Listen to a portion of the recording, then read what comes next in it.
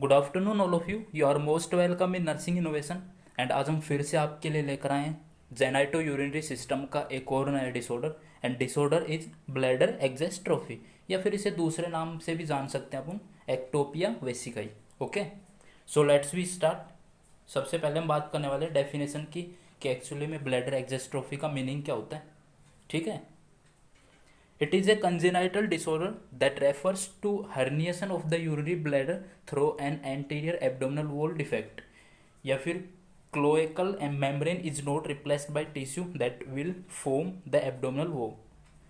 यानी कि ये कंजेनाइटल डिसऑर्डर होता है। कंजेनाइटल का मतलब क्या होता है? कोई भी जेनेटिक या फिर जीन के अंदर अल्ट्रेशन होने के कारण इंट्रायूटेराइन के लाइफ के टाइम पे जो डिसऑर्डर क्रिएट हो जाते हैं, उस टाइप के जो डिसऑर्डर्स होते हैं उनको कंजेनाइटल डिसऑर्डर बोलते हैं। ओके, इसमें होता क्या है? हर्निएशन हो जाता है। किसका? यूरिनरी ब्लैडर का। बेबी का जो ब्लैडर होता है वो बाहर की ओर आ जाता है एब्डोमिनल वॉल को क्रॉस करके। सामने की ओर से एब्डोमिनल वॉल क्या हो जाती है? डिफेक्ट की वजह से कम्प्लीटली रूप से क्लोज नहीं हो पाती, जिस वजह से क्या होगा? जो ब्लैडर होता है बाहर की ओर हर्निएटेड हो जाता है या प्रोट्रूज हो जाता है। अब ये क्यों होता है? क्योंकि जो एब्डोमिनल वॉल को कवर करने वाले जो टिश्यू होते हैं वो नहीं बन पाते हैं। किसके द्वारा? क्लोएकल मेम्ब्रेन होती है। वो क्या होती है? शुरू में तो क्लोएकल मेम्ब्रेन बनती है, उसके बाद वो क्या होती है? एक टिश्यू में चेंज हो जाती है जो एब्डोमिनल वॉल को फॉर्मेशन करते हैं।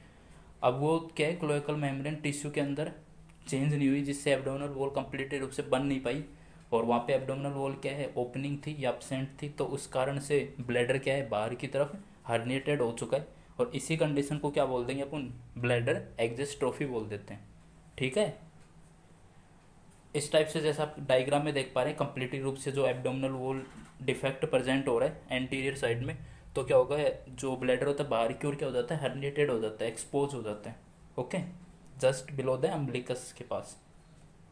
ठीक है, चलो नेक्स्ट वन बात कर लेते हैं। ये क्लोएकल मेम्ब्रेन क्या होती है जो कि एब्डोमिनल वॉल का फॉर्मेशन करती है। अब ये होती क्या, इसकी बात कर लेते हैं। The cloacal membrane is the membrane that cover the embryonic cloaca during the development of the urinary and reproductive organ. एक मेम्ब्रेन होती है जो क्लोएका क्या होती है? एक रास्ता, एक पाथवे होता है। ओके, उसको कवर करती है कौन? ये क्लोएकल मेम्ब्रेन। उसके चारों ओर एक मेम्ब्रेन पाई जाती है, उसको क्लोएकल मेम्ब्रेन बोलते हैं। अभी क्लोएका क्या होता है? एक पाथवे होता है जिसके थ्रू क्या होते हैं, जिसके अंदर क्या होते हैं? यूरिनरी जो ऑर्गन्स हैं और रिप्रोडक्टिव ऑर्गन का फॉर्मेशन हो जाता है, और बाद में क्लोए का कम्प्लीटली रूप से एब्डोमिनल वॉल का या कैविटी का फॉर्मेशन कर लेता है। ठीक है, जैसा आप इस डायग्राम में देख पा रहे हैं, ये जो जो येलो कलर का आपको दिखाई दे रहा है, ये क्या है? क्लोइक का है। अब इसके अंदर से क्या होते हैं? इसके अंदर क्या डेवलपमेंट होता है? यूरिनरी जो ट्रैक्ट होते हैं, जो यूरिनरी ऑर्गन्स होते हैं, उनका डेवलपमेंट होता है। साथ में जो रिप्रोडक्टिव ऑर्गन होते हैं उनका डेवलपमेंट इनके इस पाथवे के अंदर या इस कैविटी के अंदर होता है, जो येलो कलर की क्लोएक का जो कैविटी दिखाई दे रही है। और इसके चारों ओर जो कवरिंग लेयर होती है उसे क्या बोलते हैं? क्लोएकल मेम्ब्रेन बोल देते हैं। ओके, इस तरीके से सेकंड डायग्राम में भी आप देख पा रहे होंगे, जो ब्राउन कलर की जो दिखाई दे रही है स्ट्रक्चर, ये क्लोएक का होती है। इसके चारों ओर कवरिंग लेयर होती है, वो क्या होगी? क्लोएकल मेम्ब्रेन होती है। ओके, चलो नेक्स्ट बात कर लेते हैं कि कौन कौन से फैक्टर्स हैं जो एक बेबी के अंदर ब्लैडर एक्जिस्ट्रोफी की कंडीशन को लीड करते हैं in the intra uterine life के टाइम पे। The exact cause is unknown. कोई एग्जैक्ट कॉज नहीं है इसका, कोई पता नहीं कि फिक्स ही कॉज है वही ब्लैडर एक्जिस्ट्रोफी करती है। बट कुछ फैक्टर्स होते हैं, कुछ और अदर कॉजेज होते हैं जो कि इसको लीड करते हैं, जैसे कि जेनेटिक फैक्टर्स की जीन में अल्ट्रेशन आ चुका है, जीन म्यूटेशन होने की वजह से अच्छी तरीके से सेल डेवलपमेंट नहीं हुआ, जिससे एब्डोमिनल वॉल का कंप्लीट रूप से फॉर्मेशन नहीं हुआ। क्रोमोसोमल एबनॉर्मलिटी, जो भी क्रोमोसोमल एबनॉर्मलिटीज़ हैं उनके कारण क्या हो चुका है? वहाँ पे सेल डिवीजन नहीं हो पाया, और कंप्लीट रूप से जो एंटीरियर एब्डोमिनल वॉल है वो कवर नहीं कर पाई है पूरे ऑर्गन को, तो ब्लड क्या होता है? बाहर की तरफ हर्निएटेड हो जाता है। इसी तरह टेराटोजेनिक इफेक्ट, कुछ टेराटोजेनिक इफेक्ट क्रिएट करने वाली ड्रग्स हैं जो प्रेग्नेंट लेडीज़ ने ले ली हैं, और उस वो ब्लड सर्कुलेशन के थ्रू उसके बाद वो प्लेसेंटा को क्रॉस करके बेबी के ब्लड सर्कुलेशन में चली जाती हैं, और कुछ भी एबनॉर्मलिटी यानी कि जीन अल्ट्रेशन करवा सकती हैं, या फिर क्रोमोसोमल एबनॉर्मलिटी डेवलप कर सकती है, जिनके कारण क्या हो जाएगा? कोई भी बर्थ डिफेक्ट देखने को मिलता है। स्मोकिंग एंड एल्कोहल, ये भी क्या करते हैं? जीन में अल्ट्रेशन या फिर क्रोमोसोमल की ग्रोथ में, सेल डिवीजन में क्या करते हैं? अल्ट्रेशन क्रिएट कर देते हैं। स्मोकिंग एंड एल्कोहल कंजप्शन अगर कोई प्रेग्नेंट वूमेन कर रही है और वो उसके बच्चे की हेल्थ को अफेक्ट करता है, और कंजेनाइटल डिजीज भी लीड कर सकते हैं। ओके, अब बात कर लेते हैं टाइप्स की कि कौन कौन से टाइप के एक्चुअली में जो ब्लैडर एक्जिस्ट्रोफी देखने को मिल सकते हैं। तो मेनली रूप से इसके 2 टाइप्स होते हैं और वो भी किस पे डिपेंड करते हैं, एक्सटेंट के वेट पे कि कितना बाहर आ रहा है, यानी कि ब्लैडर कितना शो हो पा रहा है, कितना पूरा ब्लैडर बाहर निकल चुका है, थोड़ा बहुत ब्लैडर बाहर की ओर हर्निएटेड हो रहा है। उस आधार पे उसको 2 टाइप्स के अंदर डिवाइड किया गया है। फर्स्ट वन होता है complete bladder exstrophy and second one incomplete. तो नाम से पता चल रहा है उसमें कंप्लीट ब्लैडर बाहर की ओर हर्निएटेड हो जाता है, इनकम्प्लीट में थोड़ा बहुत बाहर की ओर हर्निएटेड होता है। अब हम एक्सप्लेनेशन कर लेते हैं कंप्लीटेड जो ब्लैडर एक्जिस्ट्रोफी होती है उसके अंदर क्या होता है। In this the developmental abnormalities या abnormalities are also noted in the symphysis pubis and the penis in the male and clitoris in female. अगर किसी के अंदर कंप्लीटेड जो ब्लैडर एक्जिस्ट्रोफी हो चुका है, यानी कि कंप्लीट जो ब्लैडर बाहर की ओर हर्निएटेड हो रहा है, तो वो किसको अफेक्ट करता है, सिम्फाइसिस प्यूबिस, जो प्यूबिस 2 बोन होती हैं उनके जॉइंट को भी अफेक्ट करता है। उनमें क्या हो जाएगा, वाइटनेस दिखाई देगी, सेपरेशन दिखाई देगा। एंड जो फीमेल के अंदर पेनिस की स्ट्रक्चर को क्या करेंगे, अफेक्ट कर देता है। और मेल के अंदर जो क्लाइटोरिस है उसकी स्ट्रक्चर को, यूरिथ्रा की स्ट्रक्चर को क्या कर देते हैं, अल्टर कर देते हैं। तो इस टाइप से ये कंप्लीटेड ब्लैडर एक्जिस्ट्रोफी होती है। जबकि इनकम्प्लीट में क्या होता है, ओनली थोड़ा बहुत जो ब्लैडर होता है वो हर्निएटेड होता है, बाकी जो जेनाइटल ऑर्गन है उनको कुछ भी डिफेक्ट क्रिएट नहीं करता, यूरिथ्रा वगैरह में कोई अल्ट्रेशन क्रिएट नहीं करता है। ओके, अब बात कर लेते हैं साइन एंड सिम्टम्स की। किसी के अंदर ब्लैडर एक्जिस्ट्रोफी हो चुका है तो कौन कौन से सिम्टम्स देखने को मिलेंगे। तो symptoms depend on the severity, symptoms होंगे सीवियरिटी पे डिपेंड करते हैं कि कंप्लीट हर्निएशन हुआ है या फिर थोड़ा बहुत हुआ है, या फिर सीवियरिटी कितना जो ब्लैडर हो रहा है बाहर की ओर हर्निएटेड हो रहा है, उस बेस पे सिम्टम्स देखने को मिलते हैं। तो अब बात कर लेते हैं 1 बाय 1 कौन कौन से सिम्टम हो सकते हैं। फर्स्ट वन हो गया presence of pink to red mucus membrane in the lower middle part of the anterior abdomen. जो एंटीरियर सामने का जो एब्डोमेन पार्ट होता है जहाँ से वो हर्नेटेड हो रहा है बाहर की तरफ, वहाँ पे क्या होगा, red, pink to red mucus membrane देखने को मिलेगी, क्योंकि वो बाहर की ओर प्रोड्यूस होगा तो क्या होगा, बाहर की ओर ब्लज हो जाता है जो मेम्ब्रेन कवरिंग, तो उसके ऊपर प्रेजेंट होगी, तो रेड टू पिंक म्यूकस देखने को मिलती है। इस तरीके से जैसा आप डायग्राम में देख पा रहे हैं, ऊपर व्हाइट कलर का है वो तो क्या एम्बलिकस है, एम्बलिकल कोड की कटिंग करके वो बांधा हुआ है एम्बलिकस। एंड जो नीचे जो रेड कलर का जो दिखाई दे रहा है स्पॉट्स है, ये क्या है, ये क्या हो चुका है, हर्नेटेड हो चुका है बाहर की तरफ, कौन, यूरिनरी ब्लैडर। तो इस तरीके का अपीयरेंस किसी बेबी के अंदर, मेल या फीमेल के अंदर देखने को मिल रहा है, तो that indicate the bladder exstrophy. Okay, next symptom की बात करें, कॉन्स्टेंट ड्रिबलिंग ऑफ यूरिन, यानी कि यूरिन इनकॉन्टिनेंस की कंडीशन दिखाई देगी, which can cause bad smell and damage the skin around the bladder. जो क्या कोज कर सकती है, बैड स्मेल प्रोड्यूस करेगी एंड देन उसके बाद इन्फेक्शन भी क्रिएट हो सकता है। अगर वो बार बार वो टॉयलेट किए हुए कपड़ों के ऊपर बेबी सो रहे हैं तो स्किन को इरिटेट करके इन्फेक्शन वगैरह इसके डैमेज की कंडीशन को लीड कर सकते हैं। अब यूरिन इनकॉन्टिनेंस क्यों हो रहा है, क्योंकि बाहर की ओर ब्लज हो रहा है, हर्निएटेड हो रहा है, इस कारण से जो स्पिंक्टर होते हैं उनके ऊपर कंट्रोल नहीं हो पा रहा है, इसलिए कंटिन्यूस क्या हो रहा है, यूरिन पास आउट हो जाते हैं। ठीक है, चलो नेक्स्ट सिम्टम पे चल लेते हैं। और नेक्स्ट वन जो रहेगा सिम्टम वो है frequent UTI that can cause renal failure. बार बार फ्रीक्वेंट यूटीआई देखने को मिलेगा क्योंकि वो एक्सपोजर में आ रहा है एक्सटर्नल एनवायरनमेंट के, तो क्या होगा, बार बार इन्फेक्शन के चांसेस होंगे और यूटीआई, बार बार यूटीआई देखने को मिलता है। ओके, और यूरिनरी ट्रैक्ट इन्फेक्शन के जो मेन साइन सिम्टम्स होते हैं, हाई ग्रेड फीवर हो जाएगा, बर्निंग सेंसेशन देखने को मिलेगा, अर्जेंसी फ्रीक्वेंसी होगी, बार बार टॉयलेट आएगी उसको। तो इस टाइप के अगर सिम्टम आ रहे हैं that indicate the UTI. Next symptom रहेगा symphysis pubis is widely separated. अगर ज़्यादा सीवियर कंडीशन है, यानी कि बहुत ज़्यादा कंप्लीट जो ब्लैडर है वो बाहर की तरफ एक्सोस्ट्रोफी हो चुकी है या फिर बाहर की तरफ हर्निएशन हो चुका है, तो क्या होगा, जो प्यूबिस जो जॉइंट होता है उसको क्या होगा, सेपरेशन हो जाता है प्रेशर की वजह से, वो बाहर ब्लज होने की वजह से, जो ब्लैडर है उसकी वजह से, तो वाइडली सेपरेटेड सिम्फाइसिस प्यूबिस देखने को मिलेगा। एक्सरे वगैरह करेंगे तब देखने को मिलता है, वैसे तो पता नहीं चलता है। In male the penis are not be well developed and the urethral opening may be present on the upper aspect of the penis instead at the tip. यानी कि अगर मेल जो चाइल्ड है उसके अंदर एक्जिस्ट्रोफी हो चुका है, यानी कि उसके अंदर ब्लैडर बाहर की ओर हर्निएटेड हो चुका है, तो उसके पेनिस की स्ट्रक्चर वो अच्छी तरीके से डेवलप नहीं हो पाएगा penis, and then urethral opening भी एबनॉर्मल जगह पे क्रिएट हो जाएगी, जो मेनली कहाँ पे क्रिएट होगी, अपर साइड में हो जाती है। ठीक है, अब बात कर रहे थे फीमेल के अंदर जो मेन सिम्टम्स होगा वो क्या होगा, क्लाइटोरिस यूजुअली सेपरेटेड होगी 2 पार्ट्स के अंदर, एंड क्योंकि मिडल पार्ट में वो जॉइंट नहीं हो पाएगी, फ्यूज नहीं हो पाएगी, क्योंकि वहाँ से ब्लैडर क्या हो रहा है, बाहर की तरफ हर्निएट हो रहा है, प्रेशर की वजह से क्लाइटोरिस के एबनॉर्मल स्ट्रक्चर देखने को मिलती है। साथ में जो एक्सटर्नल जेनाइटल ऑर्गन्स होते हैं फीमेल के, वो नॉट वेल डेवलप नहीं हो पाते प्रेशर की वजह से।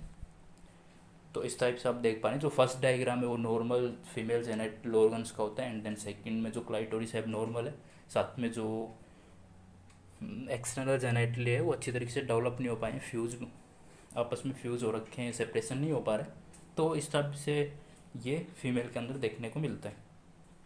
अब बात कर लेते हैं डायग्नोस्टिक इवैल्यूएशन की। किसी के अंदर ब्लैडर एक्जिस्ट्रोफी हो चुका है तो हम कैसे पता लगाएंगे कि इसके अंदर ब्लैडर एक्जिस्ट्रोफी हुआ है या फिर कोई अदर कंडीशन डेवलप हुई है। तो फर्स्ट वन जो रहता है वो फिजिकल एग्जामिनेशन रहता है। इसमें हम साइन सिम्टम्स देखते हैं कि कौन कौन से जो स्ट्रक्चरल एबनॉर्मलिटीज़ आ रही हैं, फंक्शन और स्ट्रक्चर के अंदर क्या क्या चेंज हो रहे हैं बेबी के अंदर, ऑर्गन्स के अंदर। तो उनके हिसाब से हम देख लेंगे, बाहर की ओर प्लज हो रहा है, रेडनेस है, अच्छी तरीके से जो जेनेटल ऑर्गन है उनकी स्ट्रक्चर में एबनॉर्मलिटी है, तो that indicate the bladder exstrophy. Okay, next है यूएसजी कर सकते हैं। यूएसजी आफ्टर बर्थ भी बेनिफिशियल होती है, but before birth intrauterine life के अंदर भी हम यूएसजी की सहायता से क्या ब्लैडर एक्जिस्ट्रोफी को डिटेक्ट कर सकते हैं। ठीक है, और इंट्रायूटेरिन लाइफ के टाइम पे भी उसको ट्रीट किया जा सकता है अगर थोड़ा बहुत प्रेजेंट है, वरना तो बर्थ के बाद ही उसको अच्छी तरीके से ट्रीट किया जाता है। ठीक है, नेक्स्ट और लास्ट वन जो डायग्नोसिस होगा वो एक्सरे करेंगे डिटेक्ट करने के लिए कहीं डिफॉर्मिटी तो नहीं है, ये जो पेल्विस एबनॉर्मलिटी को देखने के लिए कि जो प्यूबिक सिम्फाइसिस प्यूबिस है वहाँ पे सेपरेशन तो नहीं हो रहा है, और अदर जो यूरिथ्रा वगैरह की स्ट्रक्चर में कोई अल्टेशन तो नहीं आ गई, इसके लिए हम एक्सरे परफॉर्म करते हैं पेल्विस एरिया का मेनली रूप से। अब बात कर लेते हैं, पता चल गया ब्लैडर एक्जिस्ट्रोफी हो चुका है किसी चाइल्ड के अंदर, तो कौन कौन से मैनेजमेंट परफॉर्म करने हैं। Only surgical management is possible. ठीक है, मेडिकल मैनेजमेंट पॉसिबल नहीं, सर्जरी के द्वारा ही हम उसको वापस से रिकन्स्ट्रक्टिव सर्जरी करके यानी कि उसको वापस से नॉर्मल पोजीशन में प्लेस करते हैं और उसको क्लोज कर देते हैं एब्डोमिनल वॉल को। तो ओनली सर्जिकल मैनेजमेंट ही पॉसिबल होता है। बट अब हम पहले बात कर लेते हैं कि नर्सिंग मैनेजमेंट क्या करेंगे जब तक की सर्जरी परफॉर्म नहीं हो जाती, उससे पहले आफ्टर बर्थ अगर देखने को मिलता है किसी के अंदर ब्लैडर एक्जिस्ट्रोफी हो चुका है, तो एज ए नर्स अपने को कौन कौन से एक्शन परफॉर्म करने। ठीक है, तो फर्स्ट वन होगा provide supine position to the child to prevent direct pressure on the herniated bladder. तो सुपाइन पोजीशन में ही रखेंगे, क्योंकि प्रोन पोजीशन में अगर रखा बेबी को प्लेस किया, प्रोन पोजीशन में अगर बेबी चला जाता है तो वो क्या करता है, प्रेशर क्रिएट करता है जो ब्लैडर बाहर की ओर हर्निएटेड हो रहा है, और डैमेज भी कर सकता है यूरिनरी ब्लैडर को। ठीक है, नेक्स्ट जो नर्सिंग इंटरवेंशन या मैनेजमेंट की बात कर रहे हैं, maintain immobilization to prevent herniated part from injury. अब इमोबिलाइजेशन भी रखेंगे उसको, अगर वो बार बार मूवमेंट कर रहा है, ऐसे हाथ पैरों को हिला रहा है, तो वो ब्लैडर के ऊपर क्या हो सकता है, इंजर्ड कर सकता है, ब्लैडर क्या हो सकता है, इंजरी क्रिएट हो सकती है, इसलिए इमोबिलाइजेशन पे रखेंगे बेबी को। नेक्स्ट और जो मेन नर्सिंग इंटरवेंशन है वो क्या करेंगे, कवर द जो हर्निएटेड ब्लैडर है, cover the herniated bladder with the non-adherent plastic film to prevent as much contact with the external environment, because if a bladder exposed to the external environment can cause hypothermia and infection। Okay, तो क्या करना है, एक plastic का bag या film लेनी, या plastic की जो पॉलीथीन आती है वो उस टाइप से एक प्लास्टिक की फिल्म लेनी है, उसको क्या करेंगे कंप्लीटली उससे जो ब्लैडर बाहर की ओर एक्सपोज हो रहा है, हर्निएटेड हो रहा है, उसको कवर कर देंगे। क्योंकि जैसे ही बेबी का बर्थ होता है वो बाहर की ओर एक्सपोज हो रखा है, तो एक्सटर्नल एनवायरनमेंट में आएगा तो क्या होगा, हीट लॉस होने लगती है, और हीट लॉस होने की वजह से हाइपोथर्मिया क्रिएट हो सकता है। अगर हाइपोथर्मिया एक साइलेंट किलर डिजीज़ होती है, अगर किसी बेबी को हाइपोथर्मिया हो जाता है तो समझ लो उसकी डेथ ही होगी, उसको बचाना बहुत ही मुश्किल हो जाता है। तो हाइपोथर्मिया से प्रिवेंट करने, साथ में इन्फेक्शन ना हो, बाहर की जो डस्ट वगैरह के उसके ऊपर अटैच ना हो जाए, इससे इन्फेक्शन होने के बहुत ज़्यादा चांसेस होते हैं। तो इन दोनों कंडीशन को से प्रिवेंट करने के लिए हम क्या करते हैं, जो प्लास्टिक की शीट से उसको कवर कर देते हैं, जो भी ब्लैडर बाहर की ओर हर्निएटेड हो रहा है, एक्सपोज हो रहा है उसको। ठीक है, इस टाइप से जैसा आप डायग्राम में देख पा रहे हैं, एक प्लास्टिक फिल्म लेंगे, उसको पूरा कवर कर देंगे जो भी पार्ट बाहर की ओर एक्सपोज हो रहा है, ताकि हाइपोथर्मिया और इन्फेक्शन दोनों कंडीशन से क्या प्रिवेंट किया जा सके। नेक्स्ट जो नर्सिंग इंटरवेंशन है, avoid abduction of the child legs, because abduction of legs create pressure on bladder. Sorry, यहाँ पे मिस टाइपिंग हुई है, एडक्शन आएगा। क्या होगा, एडक्शन को अवॉइड करते हैं, क्योंकि अगर एडक्शन हुआ तो क्या होगा, जैसे पैर वो पास पास में लाएगा, ठीक है, पास पास में लाएगा तो क्या होगा, यूरिन ने जो ब्लैडर बाहर की ओर एक्सपोज है उस पर प्रेशर क्रिएट होता है, इसलिए एबडक्ट रखना, यानी कि दोनों पारों जो भी पैर्स हैं उसको, जो लेग्स हैं उनको सेपरेट रखने, ठीक है। एडेक्शन नहीं होने देना लेग्स का, नहीं तो प्रेशर क्रिएट करके ब्लैडर को क्या कर सकते हैं, डैमेज कर सकते हैं। ओके, मिस टाइपिंग है, एबडक्शन की जगह एडेक्शन होगा। मैं वापस से रिपीट कर रहा हूँ आपको। नेक्स्ट जो नर्सिंग इंटरवेंशन रहेगा, give NSAIDs to reduce the pain. NSAIDs देंगे जो नॉन स्टेरॉइडल जो एंटी इन्फ्लामेटरी ड्रग्स हैं वो देंगे ताकि पेन वगैरह हो वो ट्रीट हो सके, और एग्जांपल हो जाता है इसका एसिटामिनोफेन। ओके, नेक्स्ट और लास्ट वन जो नर्सिंग इंटरवेंशन उसकी बात कर रहे हैं, give anti spasmodic to decrease bladder spasm and treat the urine incontinence, क्योंकि अब बाहर की ओर एक्सपोज हो जाएगा, साथ में जो उसके स्पिंक्टर थे ब्लैडर के, जो स्पिंक्टर हैं वो भी कंट्रोल नहीं हो पा रहे हैं, साथ में वहाँ पे कॉन्ट्रैक्शन हो रहा है, तो उनको सबको कम करने के लिए एंटी स्पाज्मोटिक जो ड्रग्स देते हैं ताकि ब्लैडर के अंदर स्पाज्म कम हो, यूरिनरी इनकॉन्टिनेंस की कंडीशन ट्रीट हो सके, क्योंकि अगर यूरिनरी इनकॉन्टिनेंस होता रहा बार बार तो वहाँ पे इन्फेक्शन होने के चांसेस बहुत ज़्यादा होते हैं। और एग्जाम्पल हो जाएंगे एंटी स्पाज्मोटिक के डाइसाइक्लोमाइन एंड हायोस एमाइन। नेक्स्ट बात कर रहे हैं सर्जिकल मैनेजमेंट की, तो सर्जिकल मैनेजमेंट में क्या परफॉर्म करना है उसकी बात कर रहे हैं। तो सर्जिकल मैनेजमेंट में रिकन्स्ट्रक्टिव सर्जरी करते हैं मेनली रूप से, मतलब कि उसको वापस से प्लेस करते हैं, और सर्जरी का टाइम रखेंगे, टाइम जैसे आफ्टर बर्थ के 48 से 72 घंटे के अंदर अंदर उसकी सर्जरी परफॉर्म कर देनी है। Okay, to treat the bladder exstrophy done reconstructive surgery, ठीक है। रिकन्स्ट्रक्टिव सर्जरी का मतलब होता है, रिकन्स्ट्रक्शन का मतलब होता है वापस किसी एबनॉर्मल जो कंडीशन को नॉर्मल कंडीशन में लेके आना। तो यहाँ पे जो ब्लैडर बाहर की ओर एक्सपोज हो सके उसको वापस से उसकी पोजीशन पे प्लेस कर देते हैं, और वापस से पूरी जो एब्डोमिनल वॉल को क्लोज कर देंगे ताकि बाहर की ओर प्रोट्यूज ना हो, हर्निएटेड ना हो, और इस तरीके से सर्जिकल मैनेजमेंट परफॉर्म कर दिया जाता है।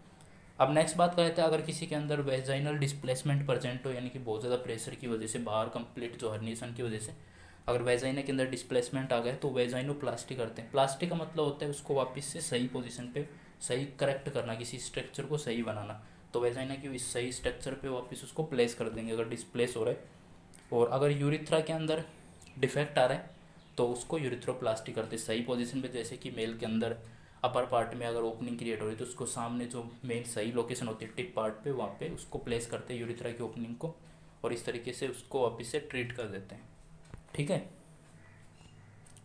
सो आज का सेशन यहीं पे ख़त्म होता है। चलो फिर, wish you very all the best and thanks for watching.